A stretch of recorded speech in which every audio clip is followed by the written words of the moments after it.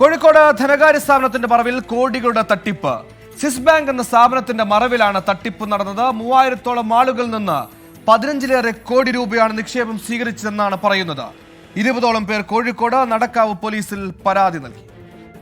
ഞാൻ പാലാപാർക്കിൽ ഒരു കുളിർമ തട്ടുകട നടത്തുകയാണ്. അവർ വൈകുന്നേരം വരെ നമ്മൾ ചെറിയൊരു ബാങ്കിൻ്റെ ഇടപാട് നടത്തില്ലെന്ന് പറഞ്ഞിട്ടുണ്ട്. ഇപ്പോൾ കുഴപ്പമില്ല, ചെറിയൊരു 100 രൂപ 200 രൂപ കൊടുത്ത് നമ്മൾ എന്തെങ്കിലും ബാക്കിയാണെന്നുള്ളത് നമ്മൾ കൊടുക്കണം.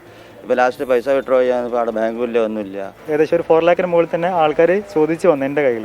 അപ്പോൾ ചോദിച്ചു വന്ന സമയത്ത് ഓഫീസായിട്ട് ബന്ധപ്പെട്ടപ്പോഴാണ് പറഞ്ഞത് അതിപ്പോൾ നമ്മൾ 1 മാസത്തോളമായിട്ട് പെൻഡിങ് ആയിക്കൊണ്ടിരിക്കുക.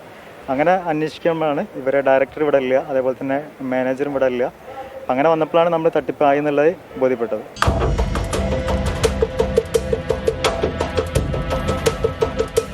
പ്രമുഖ ബാങ്കിന്റെ പേരിനോട് സാമ്യം തോന്നുന്ന പേര് നൽകിയാണ് കഴിഞ്ഞ 3 വർഷമായി സ്വിസ് ബാങ്ക് എന്ന സ്ഥാപനം പ്രവർത്തിച്ചിരുന്നത്. കോഴിക്കോട്, മലപ്പുറം ജില്ലകളിലായി ഏകദേശം 3000-ഓളം പേരാണ് പണം നിക്ഷേപിച്ചത്. ജോലി വാഗ്ദാനം, ഡെയിലി ഡെപ്പോസിറ്റ്, ഫിക്സ്ഡ് ഡെപ്പോസിറ്റ് എന്നീ പേരുകളിലാണ് പണം സ്വീകരിച്ചിരുന്നത്.